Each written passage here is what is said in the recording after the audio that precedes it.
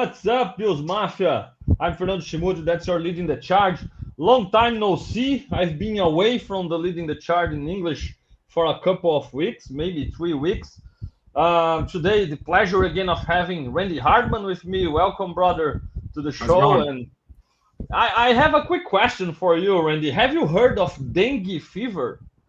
Of what? Dengue fever. Dengue fever? Yes, a fever. It's a kind of fever. I got sick. I got this dengue fever. It comes from a mosquito. Man, that's awful. You get your body aches. You have fever. You have a lot of bad stuff, And I got it. Unfortunately, had it for a couple of weeks, so couldn't record my usual leading the charge in English. But Mm. and when I finally recovered, the Bills were kind of doing well in the playoffs. So I was like, maybe it's me. I don't wanna jinx it, right? So Yeah. I will stay away for one more week and let me see a thing. But no, Bills Mafia. Unfortunately, it wasn't me. It wasn't me. I tried. All right, I tried to help them, but it wasn't me, Randy. So today I'm back and want to talk some Bills with you. And I want to start asking you if you have any final thoughts about that game because last week in the leading the charge in Portuguese, right? I said, okay, we'll get to the point to move on and think about the future. But today, right after the game, it wasn't the right time. That was the time to be mad about the lost opportunity, right? And then I proceeded to talk a lot about the lost opportunity the Bills had. I think no matter how much people wanna paint it as a transitional year, new roster, young players, and blah blah blah, the truth is this team was it had everything to get past this Chiefs team and to make it back to the Super Bowl, but lost the opportunity, right? And I'm ready to move on. After all, we don't have any other options, right? That's all we have. So, but I want to hear from you if you have any last thoughts about that game, that missed opportunity, before we move on together, brother. Sure, man. I mean, I think what we saw in that game is kind of the same, is the same old result that we've seen specifically against Kansas City, and the times that we've lost in the playoffs. And I saw a stat about it. I want to say somebody from Cover One posted it. But in the games that we lose in the playoffs, our defense is, for lack of a better term, atrocious. Giving up like 32 points per game, or 32.3 points per game, or something like that. I mean, it's just 33.3. 33.3. That's what it was. And Yeah. I think what that speaks to is that aside from Houston and Cincinnati, and I think the Cincinnati game, there's a lot of circumstances around that to where if we play that 10 times, I think we probably win 7 of them. But that just happened to be the one that we lost. But against Kansas City, I just keep on coming back to the fact that I really feel that Andy Reid knows Sean McDermott so well, and he's so much more innovative on his side than McDermott is on his side, that no matter what he does, Reid has a counter when it comes to offensive play calling and design. And then he also, he has a generational quarterback in Pat Mahomes. He has a generational talent in Travis Kelce. So not only does he have a design advantage, schematic advantage, but he also has these 2 cheat codes that can bail him out of a lot of situations. And then, the third part of it is, the inconsistency, we'll say, in officiating. Okay. Yeah. I'm not going to say anything else about it as far as, it's rigged or fixed or the NFL favors Kansas City. I'm not saying that. What I'm saying is that there is consistently inconsistent application of the rules, and, the usage, the lack of up-to-date technology in the NFL is laughable. It's comically tragic how they use chains and eyeball spots in a multi-billion-dollar operation that's the most popular sport in North America and one of the most popular sports on the planet, and they're still using guys on 10-yard chains and eyeball spots and manually winding clocks. It's nuts. The fact that the referees are still part-time is insane. You know, I mean, and I've put together a whole, prospectus ref thing about it as far as how the league can invest and improve that. But, that's not the time for this. That's really all I'm going to say about it. But yeah, I mean, I think that at the end of the day, what it comes down to is that Reed has our number, and until we get difference makers that can kind of outfox that, and B, maybe somebody comes in that forces McDermott to adjust a little bit to where it's not so predictable. Maybe a little bit of competition on that defensive side of the ball from a play caller standpoint is needed to be able to get us over the hump. And that's not absolving the offense whatsoever. There were parts in the game where we needed the offense to come through and to put together a big drive, and they went 3 and out. So it's not saying that, that Josh was perfect and that Joe Brady was perfect or anything. We do need some better weapons. I get that. But I think the common thread is that the defense has let us down over and over and over. And I don't necessarily think it's because of the players. True, I agree. I totally agree. Bills Mafia, hit that like button, subscribe to my own Fernando Schmude channel and also to the Rumblings Network. Bills Mafia is showing up in the chat here. Jefferson is here from Brazil. He's saying, here we are again, right? Unfortunately. Yeah, and Fabricio says, February arrived and they don't get rid of this limited head coach, all right? Earth Prime Lows says, with the Bills blew it, period. McDermott has to change his philosophy. He has to, right? And you made some points, Randy, that about Reed knowing McDermott so well and having the counters all the time, or always being like I used to say, always 1 or 2 steps ahead of him every time, right? Yeah. I came to the conclusion like, man, next season, Bills and Chiefs regular season, don't show up. Go to the new stadium, like, oh, my bad. I thought it would be in the new stadium already. And don't show up. Don't play this game, because every single year, man, the Bills play the Chiefs, regular season, they beat the Chiefs. They show a lot of the stuff. They show the team they are, right, that year, right? And the Chiefs, okay, they play their game, but, man, for example, when we played now against them, Andy Reid was calling plays that nobody had tape on it, right? Completely new plays, completely new formations. And that's exactly what I'm talking about. Man, that's being 1, 2 steps ahead. That's being a difference maker in game planning, play calling, putting your players in position to succeed. For example, the Bills, and we'll get there later as well, but McDermott talked about having difference makers on both sides of the ball, right? And everybody knows I'm a big Terrell Bernard guy, and Terrell Bernard didn't have a big game this game, How do you nullify Terrell Bernard in a game? Man, you use one of his strengths against him. Terrell Bernard is a guy who will study tape. He will look at your formations pre-snap, and he will know what's coming. He will communicate, put everybody in position to succeed, and sometimes he himself will make the plays, right? Then you get to the game, he looks a new formation, a new play. He has no clue what's coming. How can he impact the game? So, yeah. Man, Andy, when I say Mahomes and Josh, I always, you know me, a lot of people disagree, and I get it. Mahomes has the rings. Mahomes has the playoffs wins. Mahomes has the help as well. Mahomes is awesome. He's a stellar quarterback, right? I wouldn't trade Josh for him because when I look at those games, I see Mahomes and Josh playing at the highest level. But then you start to compare Andy Reid with his being 1, 2 steps ahead and McDermott being behind, right? Yeah. And then you see Spags the same way, being 1, 2 steps ahead and Brady being far from it. And then you see Mahomes guys making plays, Butker hitting a field goal, Kelsey making a play, even Valdez Scantling, not in this game, but in the last playoffs, made a play to close out the game. And then you see Diggs dropping the ball. You see Kincaid dropping the ball. You see the guys not making the necessary plays.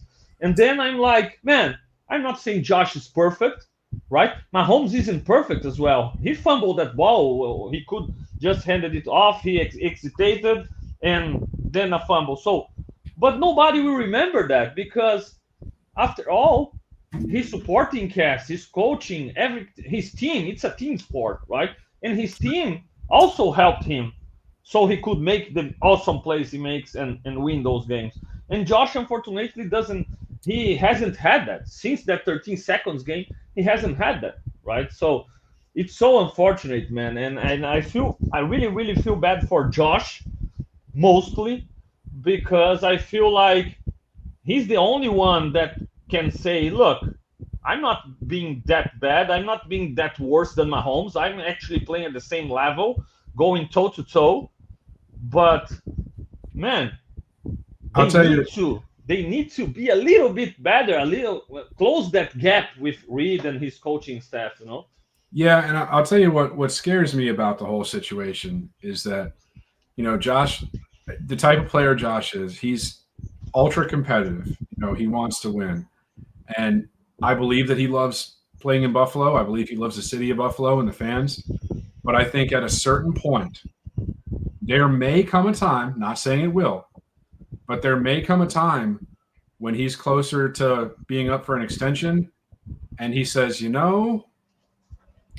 maybe I'm going to test the waters to try and get there, because we've gotten to Kansas City, 4 times now? By that time, it would be 6, 7 potentially. If they haven't gotten by him by that time, he may just say, I gotta get a better chance to get a ring, and I just can't. This team is not getting there, so maybe I'm going to go ring chase. You never know. You never know. Sure. And I've been a Josh guy from day one and before that. So I mean, I'm not saying that it's a selfish mentality thing. I'm not talking down about Josh whatsoever. It's more of a situation where I just don't know if, with the philosophical approach of this front office and head coach, if the way that they evaluate talent at certain positions is ever going to change enough to be able to identify a difference maker that they can get to help them to get over the hump. Specifically, I'm talking about pass rushers. Very specifically, I'm talking about pass rushers, because they've been able to find quality players on the back end in Christian Benford, and I think they have a good one in Cole Bishop. And I think this year it's going to be a focus as well. Another corner and another safety relatively high. If you were me, I would go safety high and corner later, because they've proven they can develop that. They've gotten good at linebacker. They've been good at identifying linebacker, but their defensive line picks, and you can say what you want about Ed Oliver. I think he's an above average player. I think he's a very good player, but they haven't drafted a single person on that defensive line that is a difference maker that you really have to account for. Rousseau is good. He's a quality player. He could probably get a 5th-year extension, and they might extend him after that. But I don't think he's a top of the market guy. Epinesa is definitely not that guy, and they haven't found anyone else that can get the job done. They made a calculated gamble on Von Miller, and it worked for 8 games. And if you want to say that, well, how could they have predicted an injury? He had a long history of injuries.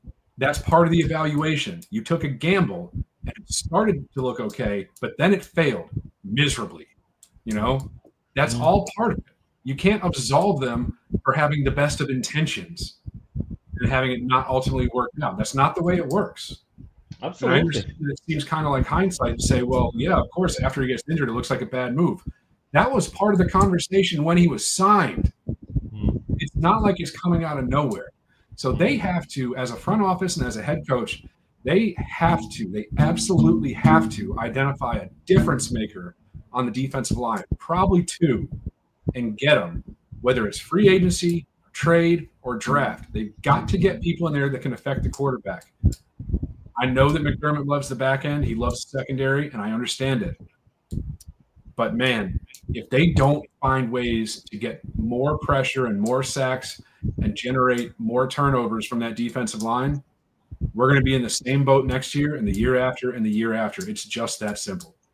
Yeah, man. And what scares me is it's year 8. We've seen a lot of investment in that defensive line, right? Oh, yeah. Since Epeneza, Boogie Bashan, second round pick, Yeah. right? Vaughn, Ed Oliver, right? Rousseau, man, a lot of picks, a lot of investment, a lot of money, right? And Leonard Floyd for a year. So we've seen a lot of investment, and they can't get the job done, right? And I mean, that's really, that's 2 firsts and 3 seconds spent on defensive line. Yeah. And really only one of them is an extended is a multi-year extension player. Yeah, that's worrisome. And back to Josh, man, I think you have a point because things change, you know. I always tell like how lucky we are of Josh being that guy with an underdog mentality, needing to prove himself all his career. He goes to Buffalo. He can kind of identify himself with the city with this underdog mentality, trying to bring a Lombardi to Buffalo. And I get it. I see him extra motivated doing so.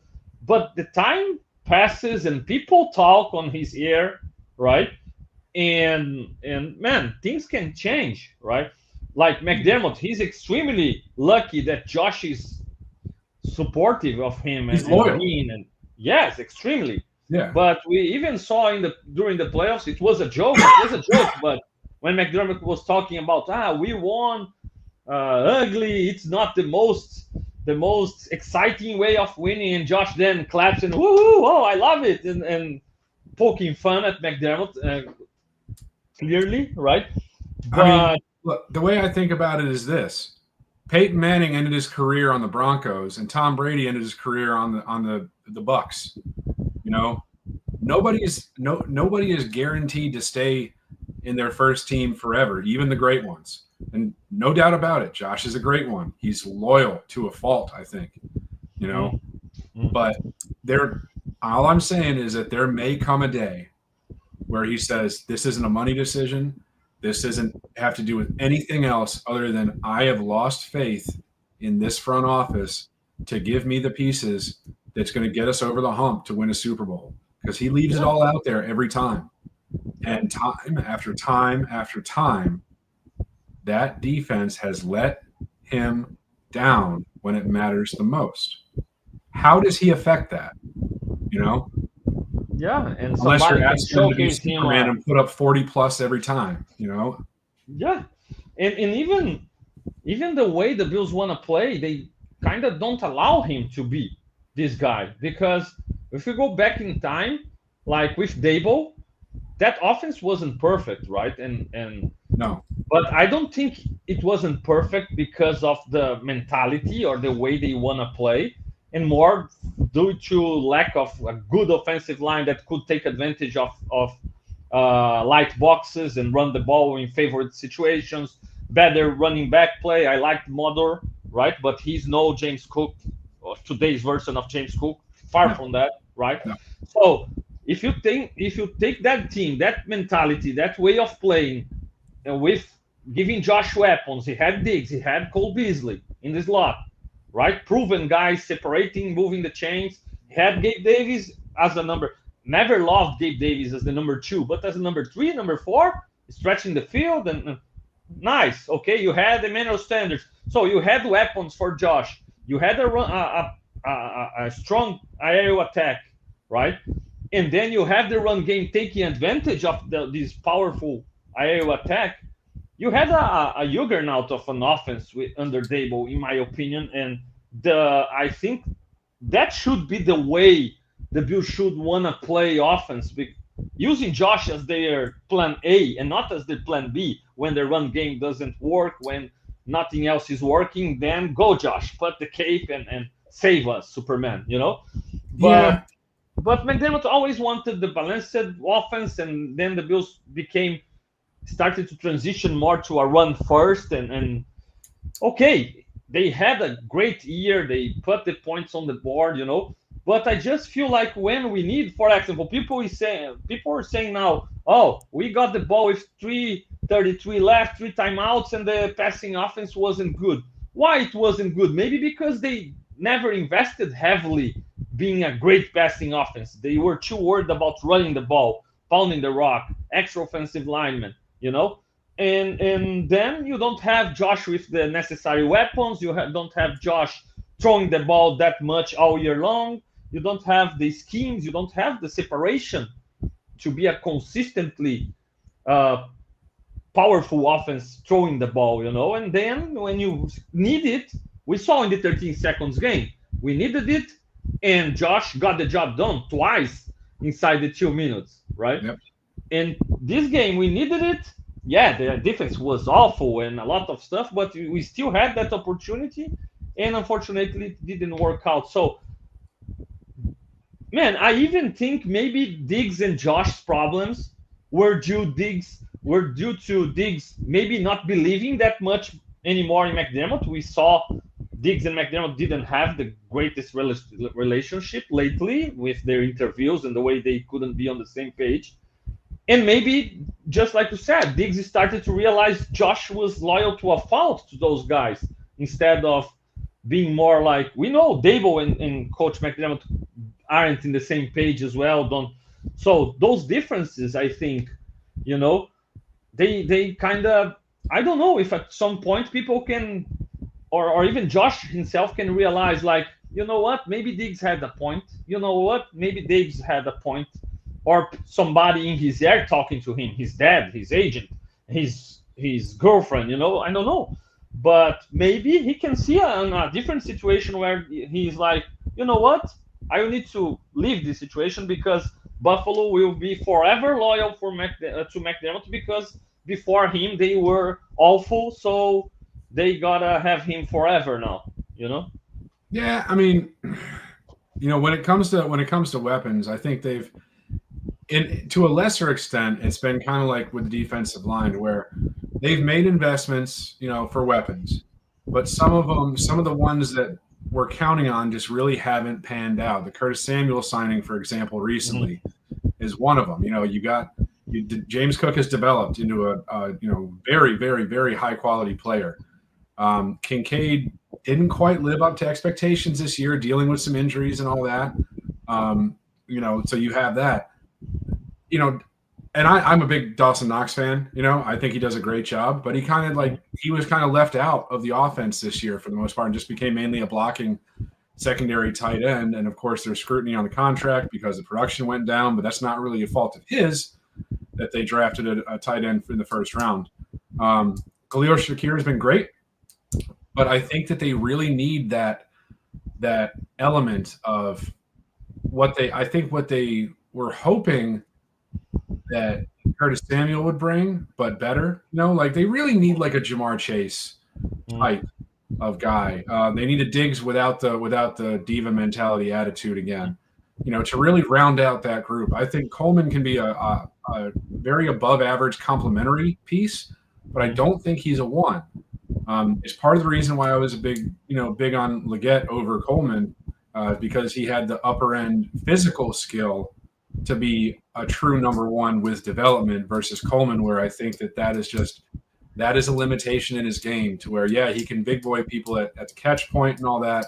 But as far as, creating mismatches by being able to get over the top and get on top of people, I just don't know if that's going to be his game ever.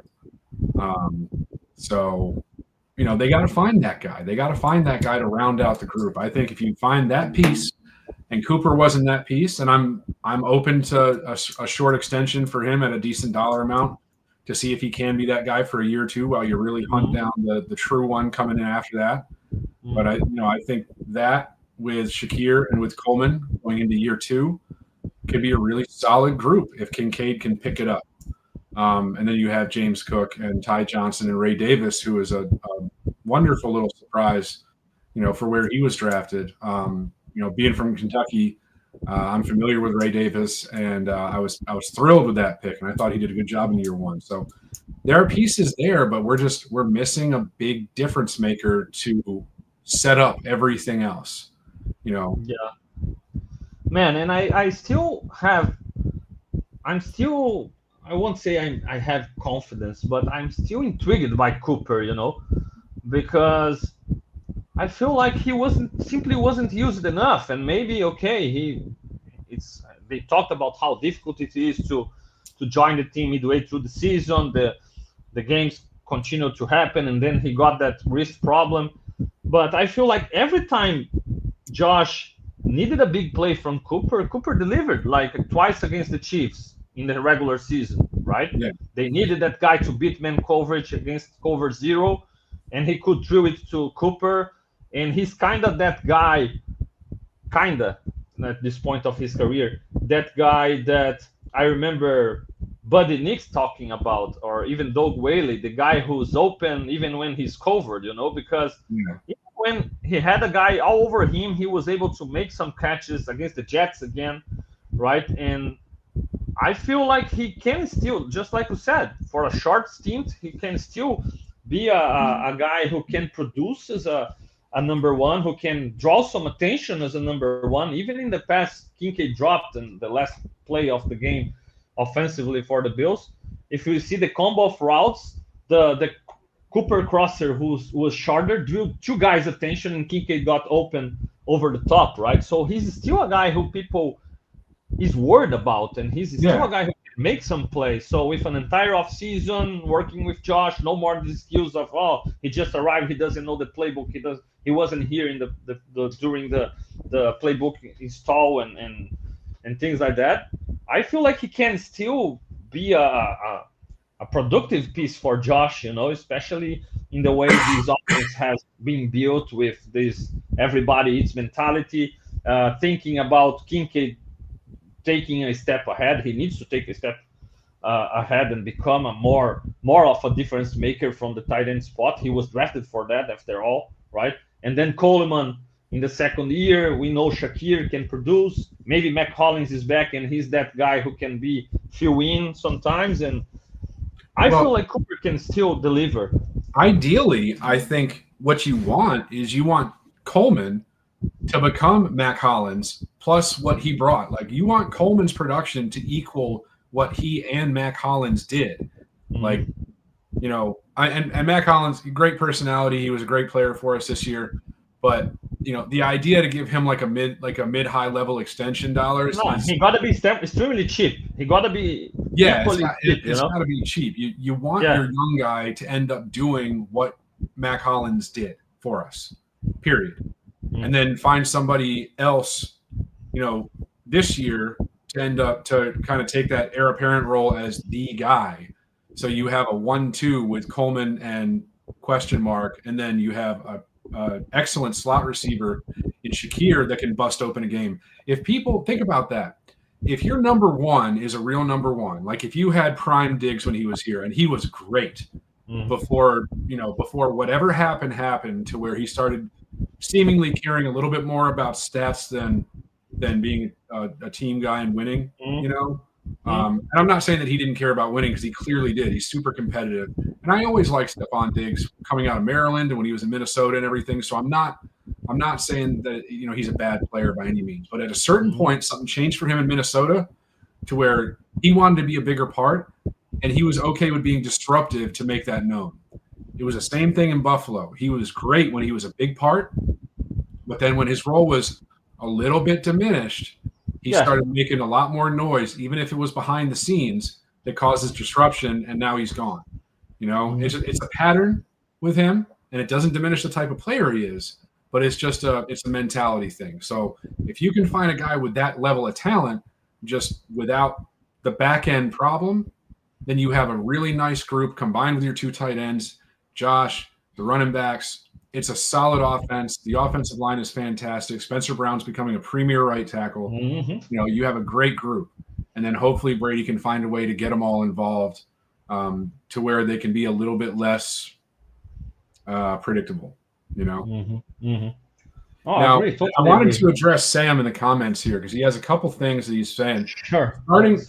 Starting at the top with the comment about Hamlin and safety and getting a better safety. Yeah, let me find Hamlin For comments. me, for me, that is a number one priority in this offseason. It was painfully obvious that as the year drug on, that safety was a glaring hole for us. Bishop wasn't quite there yet, and Hamlin, made a couple plays here and there, but there was a lot of times where he left a lot to be desired. I'm not a big fan of Taylor Rapp.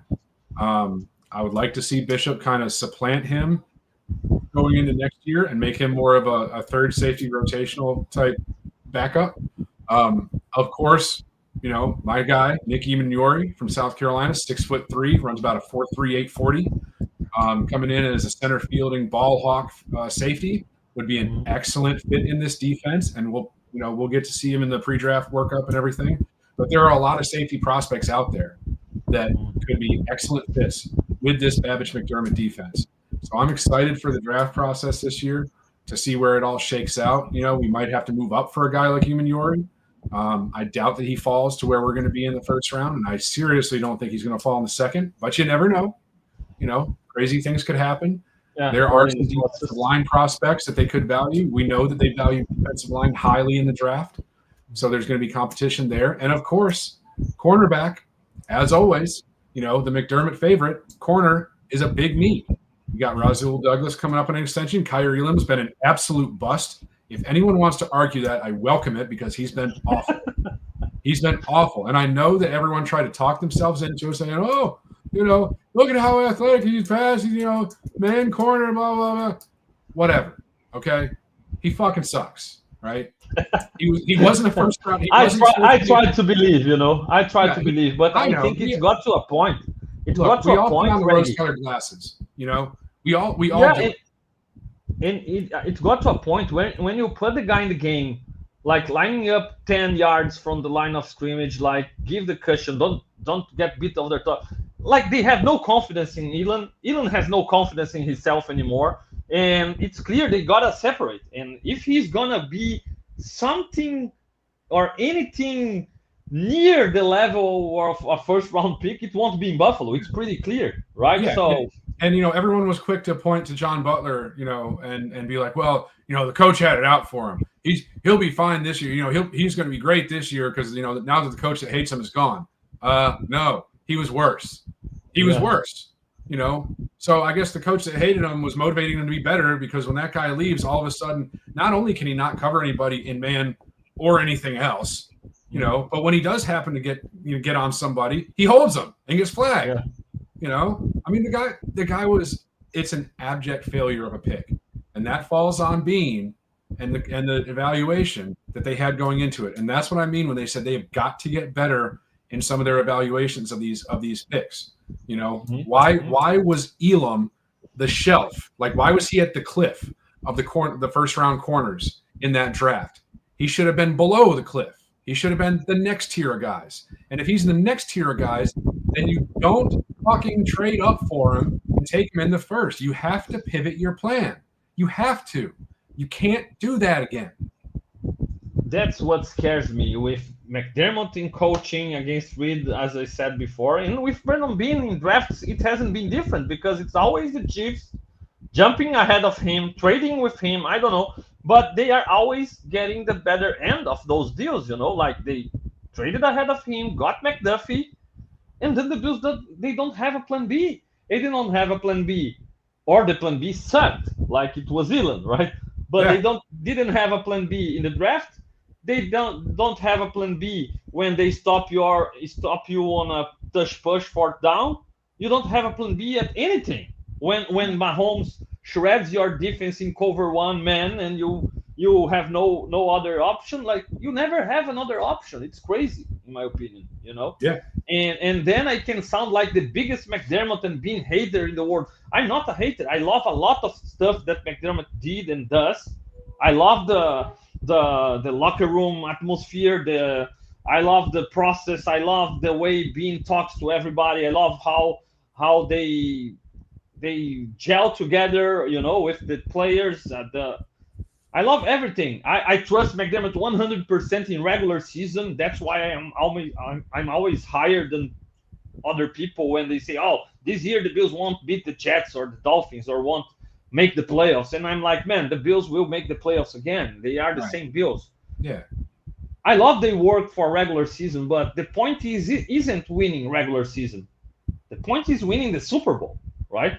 And I said in the Leading the Charge in Portuguese recently, Randy, in those 8 years of Sean McDermott, the Philadelphia Eagles hired Doug Peterson, won a Super Bowl with Doug Peterson. He lost some games and they fired him. Imagine it. If we can fire McDermott because he makes the playoffs every year, or we were 17 years without playoffs, the Eagles fired a Super Bowl winning coach, right? They had a quarterback who they drafted first round. They cut the quarterback. They hired another guy. They drafted another quarterback. They went to the Super Bowl again and lost. And now they are in the Super Bowl again. So in 8 years, they changed coaches, changed franchise quarterbacks, changed a lot of stuff. And they have been to, okay, they are in the NFC, right? But they've been to 3 Super Bowls now and won That's the one difference in in two. ownership. And in the fan base mentality, because I can see the Philadelphia fans being satisfied just making the playoffs every year. But Buffalo, people are like, oh, people forget how it was before McDermott. Before McDermott, we didn't have Josh Allen. That only goes so far for me, man. I lived through it all. I went through the drought and everything, and I get it. Now that you're here, you don't want to risk giving it up. But the whole, well, what are we going to replace them with that's better? I don't know. Maybe we should find out. If the definition why you of have an insanity is interview doing the same process, thing over and over and over again and expecting a different result, right? Yeah, exactly. We're 8 years. We're 8 years into this, right? And I get both sides of it. I get both sides where it says, well, we're just going to keep plugging away, and eventually we're going to get this thing figured out. Okay, that's great. Determination and whatnot, and grit and everything. That's fine. But at what point do you think, and I know that a lot of people don't like this comparison, like at what point do you say, we're at the Marvin Lewis point where he can only get you so far and then that's it, Yeah. Like at some point you have to look in that direction and say, maybe it's time for a change. And I'm not saying that we should this year. That's not what I'm saying. I'm not a McDermott hater or anything.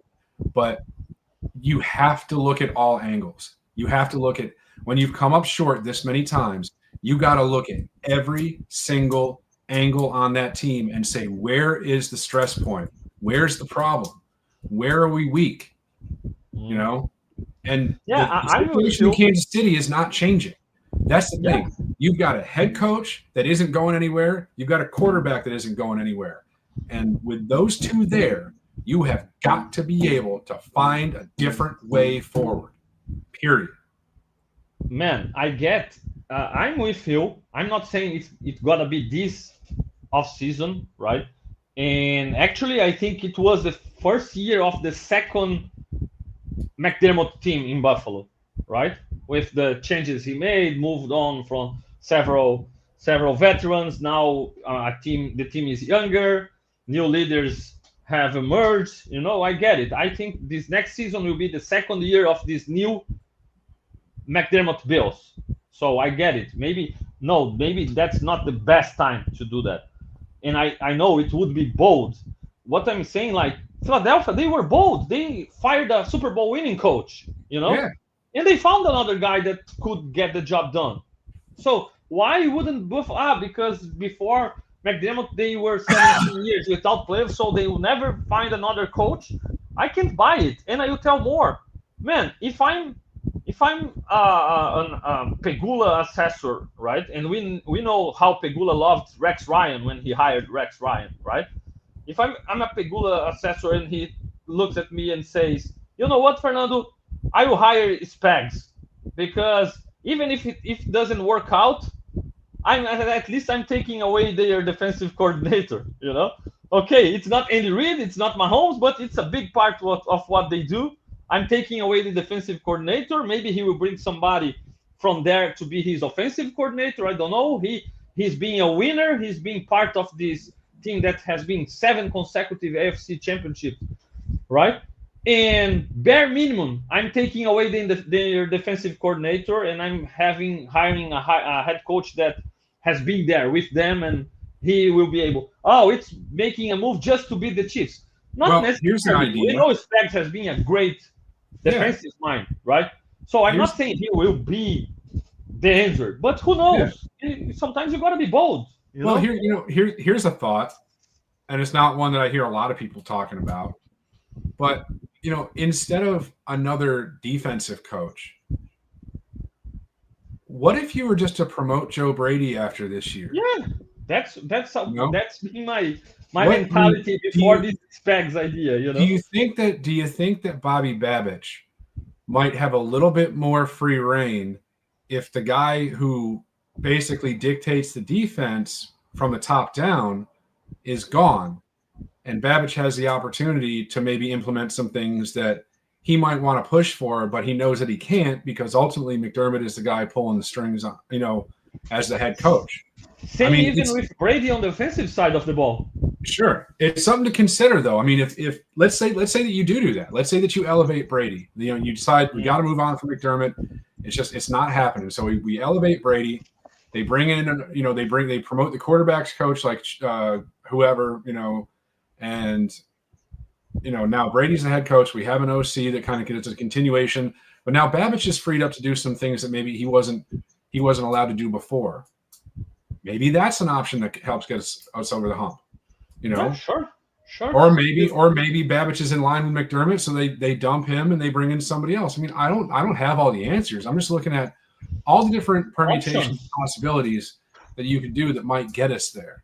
And I understand that's why you go through an interview process. Brady, right? That's give me people always say, give me a name better than McDermott. Man, that's not my job, Right. Let me go through an entire interview process, and I will give you a name. And maybe the name won't be a name that will inspire confidence to you, because it's not about the biggest names. It's about finding a guy who brings you an idea, mentality, a way of using Josh, of using this Bills roster, and you buy in, right? Yeah. And rewind the clock a few years. How many people were saying, man, we should have kept Dable and gotten rid of McDermott, right? Well, how's that working out for the Giants? And not saying that that's not entirely due to Joe Shane and some terrible decisions that he's made, but sometimes the backup quarterback is the favorite player, for the fans, and it's not the right call. So I'm not saying that it's absolutely 100% certain that McDermott's the problem and that we can't get over the hump with him. I'm saying that if you're Brandon Beane and if you're Terry Pegula, you got to look at all options. You can't have this blind loyalty, to McDermott because he's been the guy that kind of walked you through the fire. Everything has to be on the table. The only thing that's not on the table is getting rid of 17. That's it. Everything else is negotiable, and it should be. Absolutely. And it's not just McDermott, like Brandon Beane, as you said as well. The Bills have done a great job drafting late and late round picks, and coaching those guys, developing those guys, and making them become solid starters, great players, good players. His job versus being like, how about the first round picks, right? People want to use that as a trump card. They want to use that as like this thing like, yeah, but he hit on Benford, so it's okay that he fucking whiffed on Elam. No, it's not. No, it's not okay that he whiffed on Elam. Okay, the fact that you happen to hit on Benford means that you got lucky because you got a good evaluation on that particular one. You got a good evaluation on Matt Milano. You don't count on late day 3 guys, 5th, 6th, 7th round. When you pick those guys, they're developmental. You think that you see one or two things that you might be able to work with to where they can become a viable contributor. You don't draft day 3 guys saying, this guy's going to be a rock star. We got an all-pro here. How did everybody else let him go? That's not the way it works. You don't build your roster depending on day 3 picks. You build your roster with your first 2 days of guys, and then your day 3s fill out the rest of it. And if you happen to get plus production out of them, it's a bonus. It's a bonus. It's not. Exactly, it's not like exactly. Well, it's okay that he completely whiffed on Elam because we got Benford. No, It's not. It's great that we got Benford because we did completely whiff on Elam. If we had whiffed on both of them, we'd be screwed. Yeah, that's true. And man, uh, I love to listen to those interviews because even though it seems like McDermott and Bean always say the same things and don't let things slip, you always get something. And for example, on James Cook, McDermott said, okay, we drafted this guy late in the second, all right? It's not like a sixth round pick. Late in the second, a running back late in the second, it's a huge investment, right? Mm-hmm. After having drafted Motor in the third and Zach Moss in the third, another whiff. They drafted James Cook late in the second, and McDermott is out there saying, "Oh, we drafted him to be, a passing catching back, something that he's struggled with some drops, right? We drafted that guy to be a passing catch back, and then he, out of nothing, become this force, and so they didn't even, lie to us about no, we saw that guy and we saw potential. We saw a potential every down running back, a potential difference maker at the running back position. That's why we invested a second round pick in him. No, they got lucky. The guy became more than what they were expecting. Yeah, and part of that is because of his split production going back to UGA. So he it was reminds never me Jamal Charles, with Texas. Yeah. It reminds me of that situation. Yeah, and also your improved offensive line, bringing in Aaron Cromer to really solidify that group and getting the jump from Spencer Brown that you wanted to see to where he's elevated his play so far. Connor McGovern moving over into the pivot and getting rid of Mitch Morse. Like, there was a lot of questions about that in the offseason from fans and content creators, everyone else saying, man, I can't believe we got rid of Morse for McGovern, Well, it turns out McGovern's pretty damn good. Yeah. He's pretty damn good in the center, So they got if there is a guy I trust is Cromer, That's why maybe I wasn't that worried about this one, because I was 100% like, if Cromer thinks so, I'm with him, And also, the Josh Allen factor when it comes to the offensive line is a real thing. Josh makes them look better than they actually are. Sure. Not taking anything away from the group. I think they're very, very good. But it's just a simple fact, man. Josh gets out of some things sometimes where if you got 32 starters and Josh Allen in there, I think probably 28 of them can't get away from some of the stuff that he gets away from. So he has a rare skills in certain situations that really help elevate the look of his offensive line. 100%. And another one was about Bean talking in the press conference and again talking. I hate that talk by Bean, man. I love a lot of things that he says, but when he starts talking about where he drafts, man, that's bad. That's a bad skills, Like he did so in the past about the wide receiver position. Oh, we don't draft that early to draft a guy like Chase, right? When the Bengals drafted Higgins in the second. And this time he was talking again about, we draft where we draft, so it's difficult to get impact players. And he was talking about Chris Jones, and Chris Jones was a second round pick, and he had to realize it during his interview. So, man, that's why you are paid the big bucks, and that's why you build a scouting network. So if you pick one, or if you pick 30th, right, or 32nd, you will be able to find the difference maker. If they can find guys late and develop those guys into good players, good starters, great starters, man, you are supposed to find somebody with skills late in the first round and also in the second round and develop this guy and make this guy become a difference maker.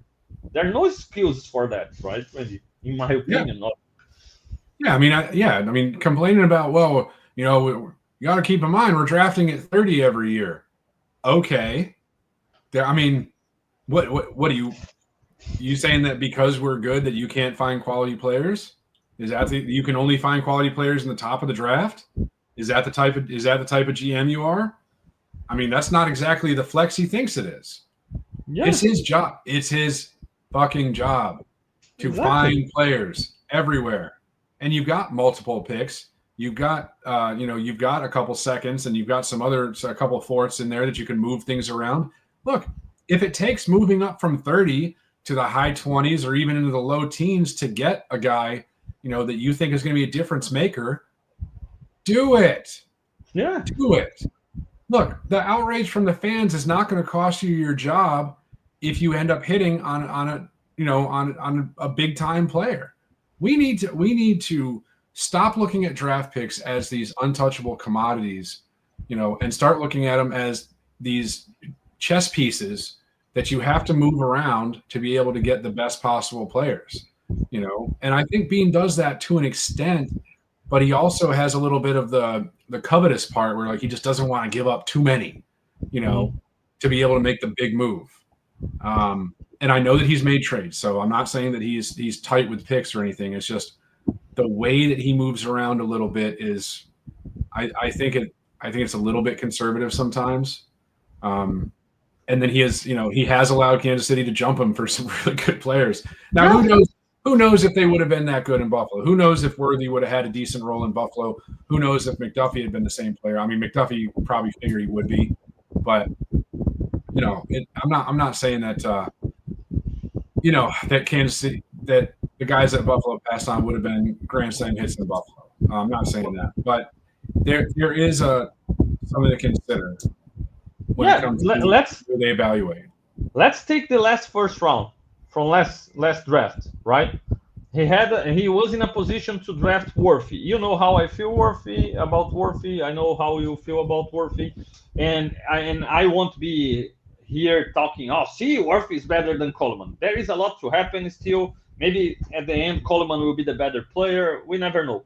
But Worthy had something that clearly would help the Bills offense, that speed.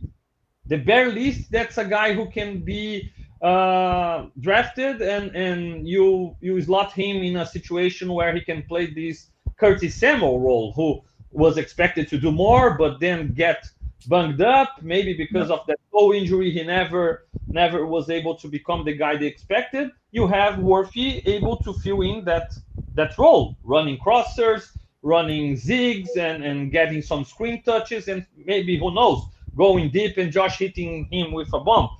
Didn't work with Mahomes the first year, but maybe it would work with Josh. We never know, right? Yeah. So he had something to offer.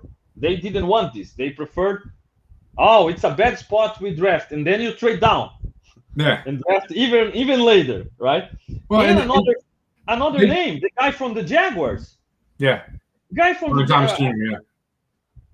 He was in the range for a trade up, right? If the scouting network, if Brandon if they identified him as a true difference maker, downfield, big body, speed, that could make plays for Josh, it was a no-brainer making that trade up for him, right? They chose to not make that trade. Yeah, and even let's take it a step further. So Sam in the comments is talking about Ladd McConkey, right? Mm-hmm. And I think that's a hindsight thing. I know a lot of people like Ladd McConkey this past year, but let's look at some of the other factors with him. There's an extensive injury history there. Okay. He was never an A1 contributor at Georgia. He was always a secondary contributor. He was never a guy that had like a big breakout season until the end. So, I think a lot of the McConkey. And you had Shakir. And you had Shakir. Right? And you had Shakir. Yeah. So you had a little bit of position redundancy with McConkey and Shakir. And then you also had some of the other contributing factors as far as the injury history and the production that you could question. So, I don't necessarily hold not taking McConkey against him, but, based on year one, you can see that the Chargers found ways to take advantage of him and to get some real good production out of him. But you never know. In terms of the other thing that he's brought up over here, as far as Trey Lance as a backup quarterback idea, that's more of a QB3 to me, because he hasn't really proven that he's a viable backup even right now. You'd have to take a flyer on that. The guy was Malik Willis. I told people, and they were like, "Nah, Malik Willis sucks." And man, to be developed behind Josh, it was a solid option in my opinion. Yeah. And he delivered for the Packers. It worked, right? Yeah, with McConkey, man, I'm with you. I think, and it goes back to the schemes. If you had still an offense, Dave's style, a Dable offense, pass first, clearly, spread people, right, and then you draft McConkey because you can use him, you can use Shakir, but clearly they wanted big bodies. They brought in Hollins, they brought in Coleman in the draft. They played those guys the most snaps, right? So they wanted big bodies to block, to run purposes. So it clearly was a factor in those choices and against Worthy as well, right? So that's tied to schemes, in my opinion, and that's why I question this kind of thing because you have Josh Allen. If you have Josh Allen, if you have prime Tom Brady, if you have prime Peyton Manning, if you have Patrick Mahomes, man, you don't you can okay, you gotta be able to run the ball, but you don't build a run first offense. I can't buy it. You know, like you gotta have as a plan A your best shot. You gotta have as a plan A Josh Allen being able to throw, being able to run himself, being able to hand off against light boxes. Those defenses is scared of the Bills offense, dropping everybody back. Remember how the plan to stop Josh was force him to be conservative, force him to be patient, right? He will throw into coverage downfield. And now we have a Josh who throws checkdowns, who can take care of the ball, who would be able to eat in this kind of offense. But you have a different offense, and an offense when they are like, no, send heat and man up those wide receivers because we can run and cover them 1-on-1 and Yeah, make things. I think what it comes down to is they don't have a lot of second level ability to stress the defense. A lot of it is short or, hope and a prayer that you can go over the top. There's not a whole lot of, mid-range, intermediate stress points coming from this Bills offense. So it's something that they got to work on, and part of that is the tight ends. Part of that's Kincaid and Knox, growing into those roles. Part of that is maybe moving Coleman to a power slot role if you draft somebody, day one or day two. Probably day two or maybe early day three is more likely for a receiver right now. But I mean, you never know. You gotta have the idea that you can move these guys around a little bit to find the best possible ways to use them. I get it. You want Keon Coleman outside, but maybe a power slot, is a better move for him. Yeah, he succeeded that in Florida State, even back in Michigan, right? Yeah. Randy, to close it out, I'm writing a two article series for Buffalo Rumblings, and that's a series that I write since I wrote for Cover One, the Lofton exercise. I think we even did it together here at some point in the past in one episode, evaluating the roster, right? And it's called like this because James Lofton, the legendary Bills wide receiver, when he worked for the Chargers and Brian Schottenheimer, I believe, or Marty Schottenheimer. Marty, right? Brian is now with the Cowboys, right? Yeah. With Marty, yeah, they that's an exercise that Marty used it to ask from his coaching staff when he said, "Look, evaluate our roster, evaluate our players, and simply 3 tiers, right? Win game for you can win with, or not good enough. Those 3 tiers evaluating the roster pretty straightforward, right?